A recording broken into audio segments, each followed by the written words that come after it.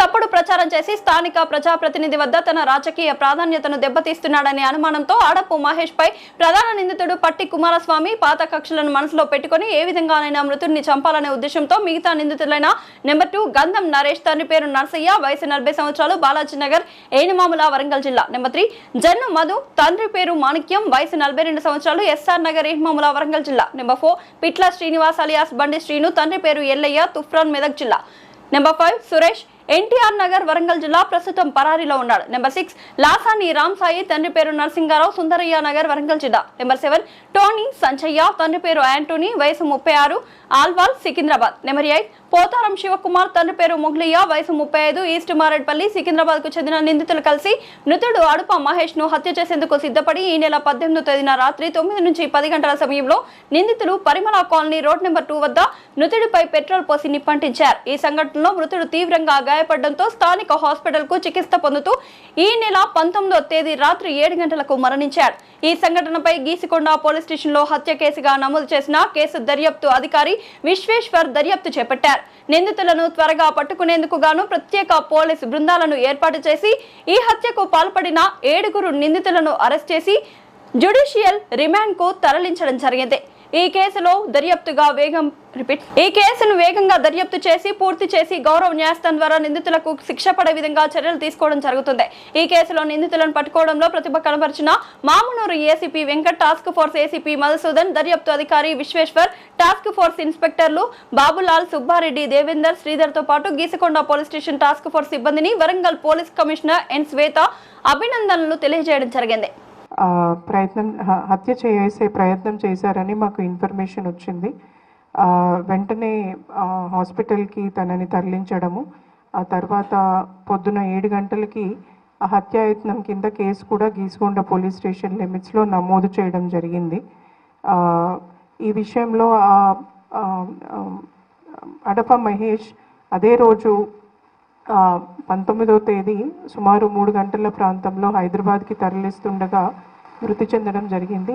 ఈ విషయమై అదే కేసుని మర్డర్ కేసు కింద అండర్ సెక్షన్ 61, 103, 1 ఆఫ్ బిఎన్ఎస్ మరియు ఇతర సెక్షన్స్ కింద కేసు నమోదు చేసి దర్యాప్తు చేశాము. అయితే ఈ పత్తి కుమారస్వామికి ఉన్న పాత క్రిమినల్ యాంటిసిడెంట్స్ని దృష్టిలో పెట్టుకొని అట్లాగే అదే నేరంలో పాల్పంచుకున్న ఇతర వ్యక్తులు ఎవరైతే ఉన్నారో వారందరూ కూడా ఒక గ్యాంగ్గా ఏర్పడినట్టు మాకు ఇన్ఫర్మేషన్ ఉంది. ఆ విషయమై మేము అన్ని జాగ్రత్తలు తీసుకొని 6 టీమ్స్ తయారు చేయడం జరిగింది. ఎందుకంటే అందరి కళ్ళ ముందు ఐ విట్నెసెస్ ఉండగా ఇట్లాంటి నేరం జరగడము డెఫినెట్లీ ప్రజలకి కొంత ఇబ్బంది కలిగించే పరిస్థితి. సో దాంట్లో మేము వెంటనే డీసీపీ ఆధ్వర్యంలో పలు దర్యాప్తు బృందాలని రంగంలోకి దించడం జరిగింది. ఆ కృషిలో భాగంగానే మేము నిన్న ఉదయం సుమారు 10 గంటల ప్రాంతంలో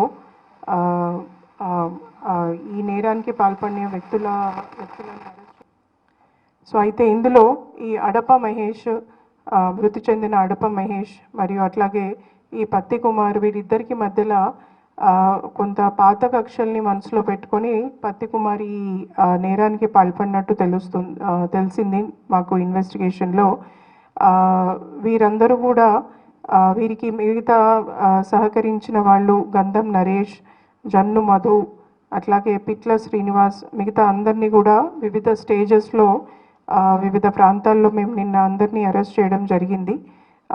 అయితే ఈ కేసులో వీళ్ళందరికీ కూడా క్రిమినల్ యాంటిసిడెంట్స్ ఉన్న వాళ్ళే, అంటే వీరందరూ కూడా ముందు చిన్న మరియు పెద్ద నేరాల్లో పాల్గొంచుకున్న వాళ్ళని తెలుస్తుంది.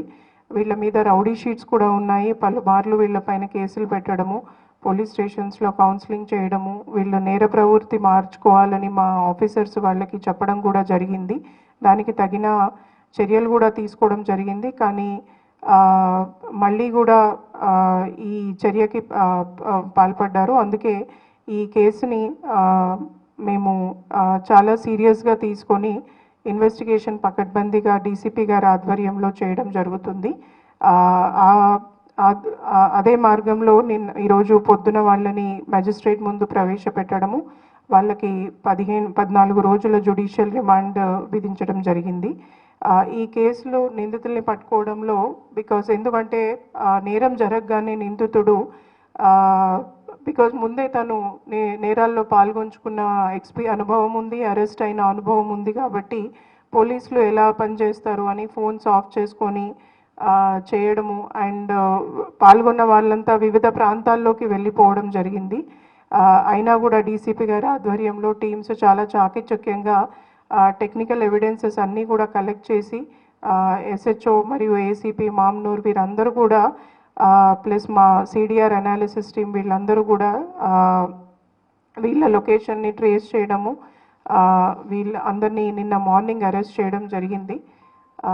ఇందులో మా ఆఫీసర్స్ డీసీపీ ఈస్ట్ అంకిత్, అట్లాగే ఏసీపీ మామ్నూరు వెంకటేష్, అట్లాగే ఎస్హెచ్ఓ గీసుగుండ విశ్వేశ్వర్ వీరంతో పాటు మిగతా ఆఫీసర్స్ టాస్క్ ఫోర్స్ ఏసీపీ మిగతా అందరూ కూడా ఎంతో సహకరించి జిల్లా అధికారులందరూ కూడా ఒక టీంలా పనిచేసి ఈ కేసును డిటెక్ట్ చేయడంలో అందరూ కృషి చేశారు. ఆ కృషికి నేను అందరికీ కూడా అభినందనలు తెలియజేస్తున్నాను. Thank you. నేరం చేయడము అనేది ఒక అలవాటుగా మార్చుకోవడము, దాన్ని డెఫినెట్లీ అరికట్టడం జరుగుతుంది. మా పోలీస్ స్టేషన్స్లో ఉన్న ఇన్ఫర్మేషన్, మా సిపి ఆఫీస్లో ఉన్న ఇన్ఫర్మేషన్ ప్రకారము 700 పైగా రౌడీ షీట్స్ ఉన్నాయి. ఆ రౌడీ షీట్స్ని మేము రాగానే కూడా మొదలు పెట్టడం జరిగింది. ఆ ఎక్సర్సైజ్ డీజీ గారి ఆదేశాల ప్రకారము ప్రతి ఒక్క రౌడీ షీట్ మీద ఏమేం కేసులు ఉన్నాయి, ఆ కేసులు ఏ స్టేజ్లో ఉన్నాయి, వాళ్ళ ప్రజెంట్ యాక్టివిటీస్ ఏంటి అనేది ఒక మామూలుగా రొటీన్గా చేసే విధానంలోనే కాకుండా ఒక సిస్టమాటిక్ అప్రోచ్లో ఇప్పటి నుండి ముందుకు వెళ్ళడం జరుగుతుంది. దాని పర్యవసానాలు ఎలా ఉంటాయి, దాని లీగల్ స్టెప్స్ ఎలా ఉంటాయి అని రానున్న రోజుల్లో మీ అందరికీ స్టెప్ బై స్టెప్ తెలుస్తుంది. అది నేను ఈ ప్లాట్ఫామ్ మీద డిస్క్లోజ్ చేయలేను. బట్ లీగల్ పద్ధతిలో మన చట్ట మార్గం ద్వారానే వీళ్ళు మరీ ఒక్కసారి నేరాలు చేయకుండా చేయడానికి చట్టంలోనే చాలా మార్గాలు ఉన్నాయి. ఆ మార్గాలన్నీ కూడా మేము సిస్టమేటిక్గా అంటే ఒక క్రమ పద్ధతిలో వాడడం జరుగుతుంది. దాని మీద మా ఆఫీసర్స్కి ట్రైనింగ్ ఇవ్వడం జరుగుతుంది. ఎట్టి పరిస్థితుల్లో కూడా ఏదైనా పర్సనల్ కక్షల వల్ల తాగిన మైకంలో చేయడము ఆ నేరాలు వేరు. బట్ ప్రజలకి భయాందోళనలు కలిగించే నేరాలు చేసే వాళ్ళే మళ్ళీ మళ్ళీ చేసే నేరాలు చేయడం వేరు. ఈ దృష్టిలో నేను ప్రజలకి మీడియా ద్వారా తెలియజేయదలుచుకున్నది ఏంటంటే, ఎవరైనా ఇట్లాంటి వ్యక్తి ఏదైనా నేరాలకు పాల్పడుతున్నాడు, భయపెడుతున్నాడు, ఎక్స్టార్షన్ లాంటి యాక్టివిటీస్ చేస్తున్నారు, ఆర్ చిన్న చిన్న ఆయుధాలు, చిన్న కత్తి కావచ్చు, డమ్మీ వెపన్ కావచ్చు, ఇట్లాంటివన్నీ కట్టుకొని ప్రజల్ని భయపడే పరిస్థితికి తీసుకొస్తున్నారు అనేది ఉంటే మీరు ఎటువంటి భయం లేకుండా మాకు ఇన్ఫర్మేషన్ అందించండి. మా ఆఫీసర్స్ అందరము కూడా మేము అవైలబుల్గానే ఉన్నాము. ప్రజలు కూడా మీ డీటెయిల్స్ ఎక్కడ డిస్క్లోజ్ చేయకుండా కూడా మాకు ఆ ఇన్ఫర్మేషన్ వస్తే వాళ్ళ మీద మేము ఎట్లాంటి చర్యలు తీసుకోవాలి, ఓవర్ట్గా కోవర్ట్గా 2 రకాల చర్యలు తీసుకోవడానికి మాకు అవకాశం ఉంటుంది.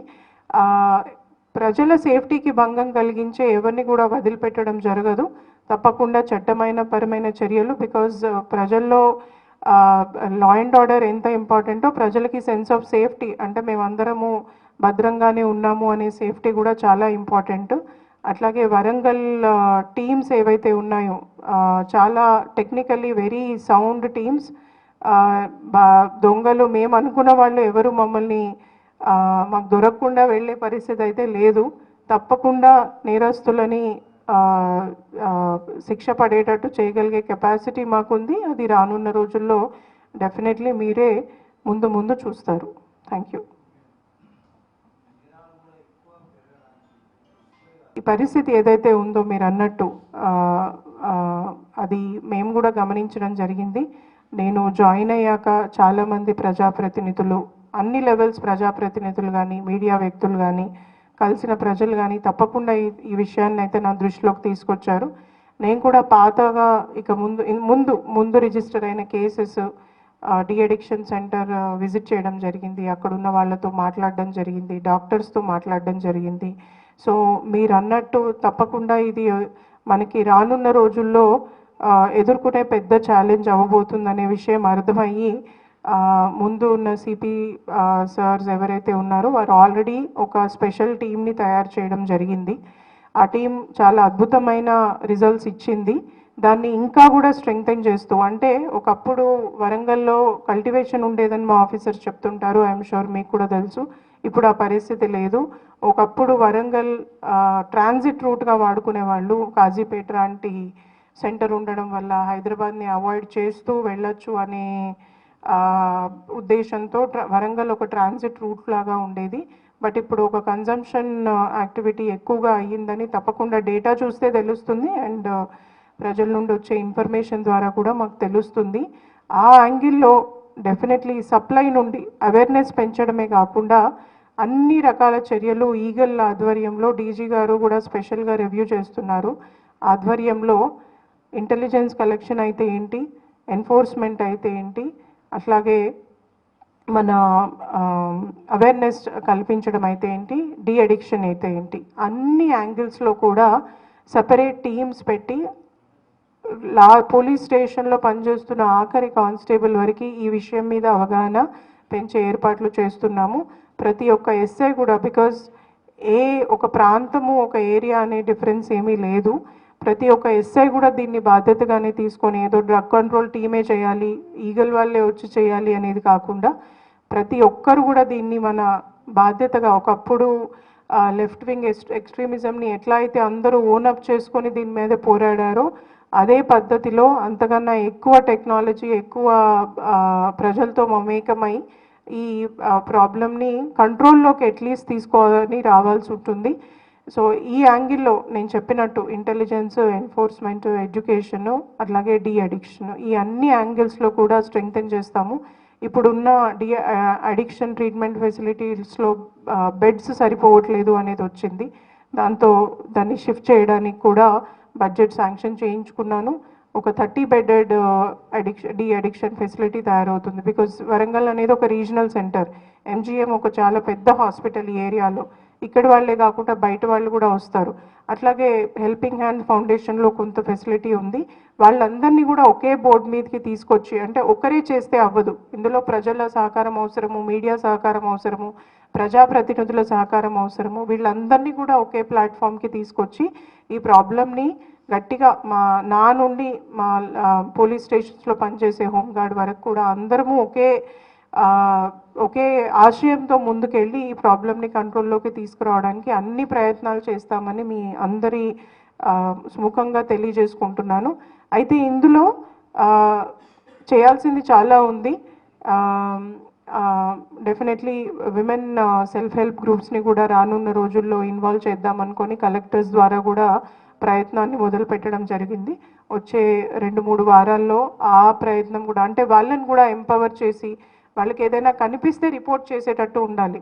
అట్లాగే మా ఆఫీసర్స్ అందరూ కూడా ఏవేవైతే లొకేషన్స్ ఉన్నాయో, ఎక్కడైతే ఈ యాక్టివిటీస్ జరగడానికి అవకాశము, ఎస్హెచ్ఓస్ అందరూ కూడా ఐడెంటిఫై చేస్తున్నారు ఆ లొకేషన్స్ని. ఆ లొకేషన్స్లో లైటింగ్ ఇంప్రూవ్ చేయడము, ఆ లొకేషన్స్ మీద ఒక నిఘా పెట్టడము, లాంటి చిన్న చిన్న స్టెప్స్. అంటే ఏ చిన్న స్టెప్ అయినా, ఒకే సొల్యూషన్ లేదు దీనికి, మల్టిపుల్ సొల్యూషన్సే చేయాలి. అంటే మల్టీ ప్రాంగ్డ్ అప్రోచ్ అంటారు కదా, అట్లా ప్రతి యాంగిల్లో కూడా స్టెప్స్ తీసుకోవడం జరుగుతుంది. అందులో మీ అందరి సహకారం కూడా ఉంటుందని ఆశిస్తున్నాను. Thank you. యా